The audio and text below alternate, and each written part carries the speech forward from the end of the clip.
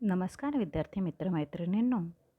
आज आपण इयत्ता 10वी विषय मराठी यातील कविता क्रमांक 4 उत्तम लक्षण ही संत रामदासांची कविता अभ्यासणार आहोत. उत्तम लक्षण संत रामदास यांचा जन्म 1608 साली झाला आणि त्यांचा मृत्यू 1682 साली झाला. संत कवी संत रामदासांच्या काव्याची ठळक वैशिष्ट्ये म्हणजे त्यातील सामाजिक जाणीव, समाजाच्या नैतिक आणि आध्यात्मिक उन्नतीविषयी अखंड जागरूकता आणि अतीव तळमळ संत रामदास यांच्या काव्यातून आपल्याला दिसून येते. आध्यात्मिक विचारांचे प्रतिपादन करणारे टीकाग्रंथ, स्फुट प्रकरणे, आख्यानकाव्ये, करुणाष्टके, उपदेशपररचना, अभंग, पदे, भूपाळ्या, आरत्या, स्तोत्रे असे विविध प्रकारचे वाङ्मय त्यांनी निर्माण केले. दासबोध ही त्यांची संपूर्ण स्वतंत्र कृती असून त्यातून त्यांचा व्यासंग, चिंतन, समाजाचे व जनरिताचे त्यांनी केलेले सूक्ष्म अवलोकन प्रत्ययाला येते. मनाचे श्लोक हे त्यांचे अत्यंत लोकप्रिय आणि सर्वतोमुखी असणारे काव्य आहे. संत रामदासांनी या रचनेत आदर्श व्यक्तींची लक्षणे सांगितली आहेत. आदर्शत्वाची संकल्पना स्पष्ट करताना त्यांनी काय करावे आणि काय करू नये याबाबत मार्गदर्शन केले आहे. सत्याचा मार्ग स्वीकारावा, विवेकाने वागावे, कीर्ती वाढवावी असा संदेश या रचनेतून संत रामदास आपल्याला देतात. व्यक्तीने जीवनात वागताना काय करू नये याचे स्पष्ट व सडेतोड मार्गदर्शन त्यांनी या काव्यामधून आपल्याला केलेले आहे. माणसाचे व्यक्तिमत्व सर्वार्थाने समृद्ध करणारा हा पद्यपाठ आहे. विद्यार्थी मित्रमैत्रिणींनो, आदर्श व्यक्तीची जी लक्षणे असतात ती लक्षणे संत रामदासांनी श्री दासबोधातून आपल्याला सांगितलेली आहेत. चला तर मग आपण कविता समजून घेऊया. श्रोती व्हावे सावधान, आता सांगतो उत्तम गुण, जेणे करिता बाणे खून, सर्वज्ञपणाची. बघा आता इथे उत्तम म्हणजे आदर्श, गुणसंपन्न, लक्षण म्हणजे गुणवैशिष्ट्य, श्रोती म्हणजे ऐकणाऱ्या लोकांनो, बाणी अंगीकारणे सवय लागणे, सर्वज्ञ म्हणजे सारे जाणणारा. आपल्याला या ओळीतून असं समजतंय की उत्तम पुरुषाची म्हणजे आदर्श व्यक्तीची लक्षणे जेव्हा संत रामदास आपल्याला सांगतात म्हणजे श्रोत्यांना सांगतात तेव्हा ते म्हणतात, श्रोते हो, तुम्हाला आता मी उत्तम गुणवान व्यक्तीची लक्षणे सांगणार आहे. ती तुम्ही सावध मनाने ऐका. ही लक्षणे ऐकून तुम्ही सर्व गोष्टी जाणून ती आपल्या अंगी निर्माण करण्याचा प्रयत्न करा. म्हणजे ती तुम्ही जाणली पाहिजेत आणि आपल्या अंगी ती निर्माण केली पाहिजे. त्याची सवय आपण आपल्याला लागून घेतली पाहिजे. वाट पुसल्याविन जाऊ नये, फळ ओळखल्याविन खाऊ नये, पडली वस्तू घेऊ नये एकाएकी. पुसल्याविन म्हणजे विचारल्याशिवाय आणि एकाएकी म्हणजे एकदम पटकन. आपल्याला एखाद्या गोष्टीची पूर्ण माहिती असल्याशिवाय आपण ती गोष्ट करू नये. म्हणजेच पूर्ण माहिती असल्याशिवाय कुठल्याही रस्त्याने आपण जाऊ नये. वाटेमधील जे काही अडथळे असतात ते जाणून घेतल्याशिवाय कोणताही प्रवास आपण करू नये. फळाचे अंतरंग कसे आहे म्हणजे त्याचे गुण कसे आहेत ते आपल्याला खाण्यायोग्य आहेत किंवा नाही, त्याच्यामुळे आपल्याला चांगले गुण आपल्यामध्ये निर्माण होतील की नाही किंवा चांगल्या गोष्टी आपल्याला त्यातून प्राप्त होतील की नाही हे ओळखल्याशिवाय ते खाऊ नये. रस्त्यात पडलेली वस्तू अचानक पटकन आपण ती उचलून घेऊ नये. आपल्याला सवय असते बघा की एखादी गोष्ट वस्तू रस्त्यात पडलेली असेल तर आपण कोणताही विचार न करता ती पटकन उचलून घेतो. तर आपल्याला संत रामदास असे म्हणतात की अशी रस्त्यात पडलेली एखादी वस्तू, मग ती कोणाची काय असेना, ती आपण उचलून घेऊ नये. म्हणजे कोणत्याही रस्त्याने आपण जाताना प्रथम त्या रस्त्यामध्ये कोणते अडथळे आहे का याची पहिल्यांदा जाणीव करून घेतली पाहिजे आणि मग ते अडथळे लक्षात घेऊनच प्रवास केला पाहिजे. कोणत्याही फळाचा अंतरंग ओळखल्याशिवाय ते आपण खायचे नाही. जणी आर्जव तोडू नये, पापद्रव्य जोडू नये, पुण्यमार्ग सोडू नये कदाकाळी. जनी म्हणजे लोकांचे, आर्जव म्हणजे विनंती, पापद्रव्य म्हणजे पापाने मिळवलेली संपत्ती, कदाकाळी म्हणजे कोणत्याही वेळी. लोकांनी केलेली विनंती लक्षात घेतली पाहिजे. तिचा अवमान करायचा नाही किंवा तिला अमान्यसुद्धा करायचं नाही.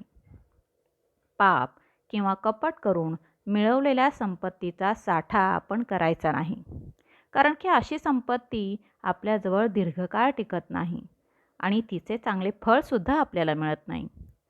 कपट करून पैसा आपण साठवायचा नाही, तो मिळवायचा नाही, कारण की कपट करून केलेला पैसा कधीही चांगलं फळ आपल्याला देत नाही. तो आपल्या चांगल्या मार्गाने आपल्याला मिळवलेला नसल्यामुळे तो उपयोगी पडत नाही. पुण्याचा मार्ग म्हणजे सच्छील मार्ग, चांगला मार्ग, सद्वर्तन कधीही आपण सोडायचं नाही. नेहमी पुण्याचा मार्ग स्वीकारायचा. म्हणजे आपण नेहमी इतरांशी वागताना बोलताना चांगलंच वागलं पाहिजे. पाप करून, कपट करून कोणत्याही संपत्तीचा साठा आपण करायचा नाही. तोंडाळासी भांडो नये, वाचाळासी तंडो नये, सतसंग खंडू नये अंतर्यामी. तोंडाळ, तोंडाळ म्हणजे कोण की जे वाटेल ते तोंडाला येऊन बोलणारा भांडकुदळ व्यक्ती. वाचाळ म्हणजे विनाकारण व्यर्थ बडबड करणारा व्यक्ती. तंडो नये म्हणजे भांडण करू नये. अंतर्यामी, मग अंतर्यामी कोणाला म्हटलं आहे, तर जो मनातून हृदयातून बोलतो अशी व्यक्ती.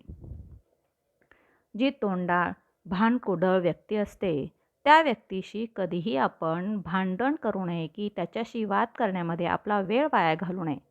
आणि ज्या व्यक्ती व्यर्थ बडबड करत असतात, वाचाळ असतात, अशा लोकांशी सुद्धा आपण तंटा करत बसायचं नाही, भांडण करत बसायचं नाही.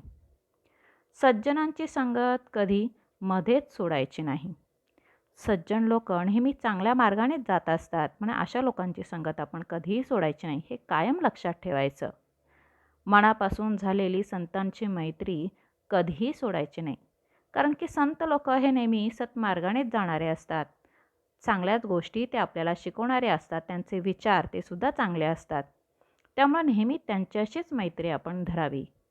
म्हणजे तोंडाळ भांडकुदळ व्यक्तींशी आणि व्यर्थ बडबड करणाऱ्या वाचाळ माणसांशी आपण भांडण करत बसायचं नाही, तर सज्जन लोकांची संगत आपण सदैव धरली पाहिजे. आळसे सुख मानू नये, चहाडी मनास आणू नये, शोधल्या विन करू नये कार्य काही. चहाडी म्हणजे एखाद्याबद्दल वाईट बोलणे, त्याची कुचेष्टा करणे, त्याच्याविषयी वाईट बोलणे. कार्य, कार्य म्हणजे काम. काम न करता ऐदीपणे आळस करून आनंद घेऊ नये. आळसात सुख नसते. कुणाबद्दल उखाळा पाकळ्या म्हणजे चहाडी करू नये. दुसऱ्याबद्दल खोटे नाटे बोलणं हे सुद्धा मनात आपल्या आणू नये. आणि कोणतीही गोष्ट शोध घेतल्याशिवाय कोणतंही काम आपण करू नये. आणि केलेलं काम अर्धवट कधीच सोडू नये. म्हणजे आळस हा माणसाचा शत्रू आहे. आळशी असणाऱ्या व्यक्ती कोणतंही काम चांगल्या प्रकारे करू शकत नाही. आणि अशा आळसामध्ये कोणत्याही प्रकारचं सुख नसतं बरं का.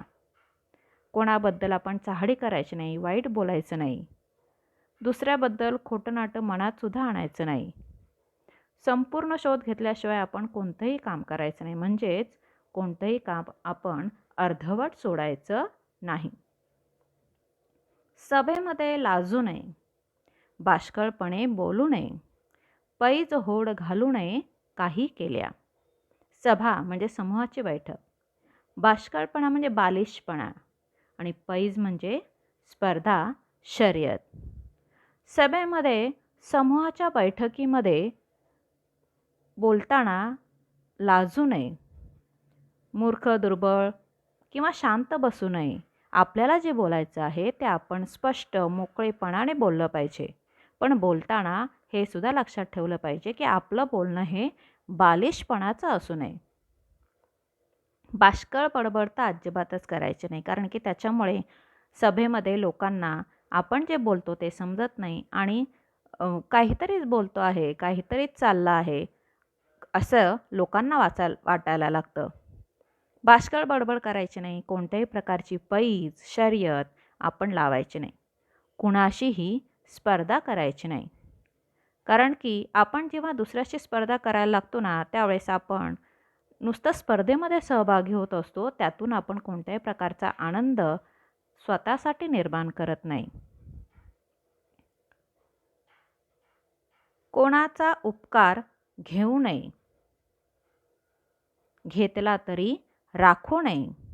परपीडा करू नये, विश्वासघात. परपीडा परपीडा म्हणजे काय की दुसऱ्याला छळणे, आणि विश्वासघात म्हणजे काय, बेईमानी. कोणाचाही उपकार सहसा घेऊ नयेत, आणि घेतलेच तर त्याची लगेच आपण परतफेड केली पाहिजे. उपकारातून लवकर उतराई झालं पाहिजे. दुसऱ्यांना दुःख द्यायचं नाही, त्यांना व्यतीत करायचं नाही. कुणाचाही विश्वासघात किंवा बेईमानी तर मुळीच करायची नाही.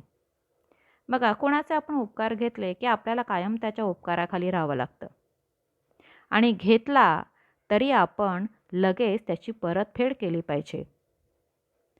त्याच्या उपकारातून आपण उतराई झालं पाहिजे. दुसऱ्यांना त्रास द्यायचा नाही, छळायचं नाही, आणि विश्वासघात तर मुळीच करायचं नाही, कारण की विश्वासघात केला की त्याचं फळ आपल्याला शेवटी भोगावेच लागते. संत रामदास पुढे म्हणतात की व्यापकपण सांडू नये, पराधीन होऊ नये, आपले ओझे घालू नये कोणी एकासी. स्वतःच्या मनाचा मोठेपणा कधी सोडायचं नाही. आता व्यापकपण म्हणजे मोठेपणा, पराधीन म्हणजे परावलंबी, दुसऱ्यांवर जे विसंबून असतात, अवलंबून असतात असे. ओझे म्हणजे भार, कोणा एकासी म्हणजे कोणावरही. स्वतःच्या मनाचा मोठेपणा कधीही सोडायचा नाही, कधीही सोडून द्यायचं नाही. मन कोते करायचं नाही. कोते म्हणजे काय, छोटंसं. ते नेहमी व्यापक ठेवावं, म्हणजे मोठं असलं पाहिजे. मनाचा मोठेपणा आपल्याजवळ असला पाहिजे. आपण दुसऱ्यावर अवलंबून असायला नको. कोणावरही आपल्या आयुष्याचं ओझं आपण लादायचं नाही, म्हणजे आपण स्वावलंबी असलं पाहिजे. हे यातून किती छान पद्धतीने सांगितलं आहे बघा, की आपल्या मनाचा मोठेपणा असला पाहिजे. आपलं मन छोटं असायला नको. नंतर आपण परावलंबी व्हायचं नाही आहे, तर स्वावलंबी असलं पाहिजे. आपल्या आयुष्याचं ओझं कोणावरही आपण लादायचं नाही. सत्यमार्ग सांडू नये, असत्य पंथे जाऊ नये, कधा अभिमान घेऊ नये असत्याचा. सत्यमार्ग म्हणजे खऱ्याचा मार्ग, सद्वर्तन. पंथे म्हणजे मार्गाने, वाटेने. अभिमान, व्यर्थ गर्व. सत्याचा मार्ग आपण कधीही सोडायचा नाही. नेहमी सत्याचा मार्गच अंगीकारला पाहिजे, कारण की सत्याचा नेहमी विजय होत असतो. खरेपणाने नेहमी आपण वागलं पाहिजे. असत्याच्या, खोटेपणाच्या मार्गाने आपण कधीही जायचं नाही. खोटारडेपणा करून कोणाशीही वागायचं नाही. खोटेपणाचा कधीही व्यर्थ अभिमान आपण बाळगायचा नाही, आणि गर्वसुद्धा करायचा नाही. बघा, जे लोक सत्याच्या मार्गाने चालतात की नाही, त्यांचा नेहमीच विजय होत असतो. खरेपणाने वागणाऱ्या माणसं नेहमीच गुणगौरवली जातात. असत्याच्या मार्गाने जे जातात ना, त्यांना शेवटी हे दुःख भोगावं लागतं. दुसऱ्यांशी आपण जर खोटारडेपणा केला तर आपल्यालासुद्धा ते कुठेतरी सहन करावं लागतं. खोटेपणाचा व्यर्थ अभिमान आपण बाळगायचा नाही, किंवा त्याचा गर्वसुद्धा करायचा नाही. अपकीर्ती ते सांडावी, सत्कीर्ती वाढवावी, विवेके दृढ धरावी, वाट सत्याची. श्रीदासबोधातून दशक द्वितीय समाज दुसरा यातून हे उत्तम लक्षणं स्वामी रामदासांनी सांगितलेली आहेत. अपकीर्ती म्हणजे प्रसिद्धी. विवेके म्हणजे चांगल्या विचाराने, दृढ म्हणजे ठाम आणि मजबूत. अपकीर्तीला आपण वाईट प्रसिद्धीला कधीही बळी पडायचं नाही. आपण कुप्रसिद्धी टाळावी. म्हणजे वाईट प्रसिद्धी जी असते आपली केली जाते ती आपण नेहमी टाळली पाहिजे. म्हणजे आपलं समाजामध्ये स्थान हे चांगलंच असलं पाहिजे. चांगलीच वर्तवणूक आपली असली पाहिजे. चांगली कीर्ती नेहमी आपली निर्माण करावी.